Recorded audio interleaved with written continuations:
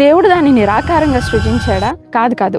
ఆది యందు దేవుడు భూమి ఆకాశములను సృజించెను, భూమి నిరాకారంగాను శూన్యంగాను ఉండెను అని ఆది కాండంలో మనం చదువుతున్నాం.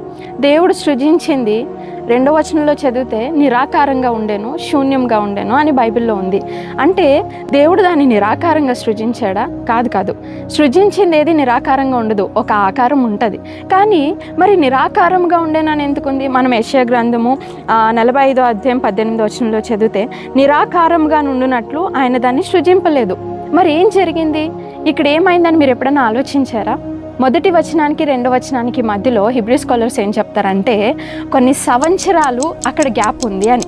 అంటే ఒక గ్యాప్ థియరీ అనబడినది ఒకటి ఉంది. ఈ సంవత్సరాల మధ్యలో ఆకాశం నుండి, పరలోకం నుండి సాతాను, లూసిఫర్ భూలోకానికి త్రోయబడ్డాడు. వాడు దీన్ని నిరాకారంగా చేశాడు అని వాళ్ళు నమ్ముతారు. అయితే మనం ఇక్కడ చూడాల్సిన విషయం ఏంటంటే ఆత్మ జలములపై అల్లాడుచుండెను. పరిశుద్ధాత్మ జలములపై అల్లాడుచుండెనని తెలుగులో రాయబడింది. ఇంగ్లీష్లో స్పిరిట్ హోవరింగ్ అని ఉంది.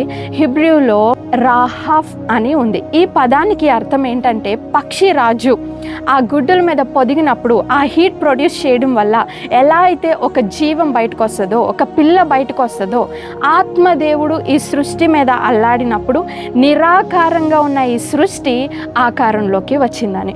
ఈరోజు నువ్వు కావచ్చు, నేను కావచ్చు, మనం ఏ పరిస్థితుల్లో ఉన్నా ఒక్క ప్రార్థన మనం చేయగలిగితే, ఆత్మదేవ నాపై అల్లాడు, మా పరిస్థితులపై అల్లాడు, సంఘాలపై అల్లాడు, పిల్లలపై అల్లాడు అని అడగగలిగితే నిరాకారంగా ఉన్న ప్రతిదీ ఆకారంలోకి వచ్చి అందమైన సృష్టిగా మార్చబడుతుంది.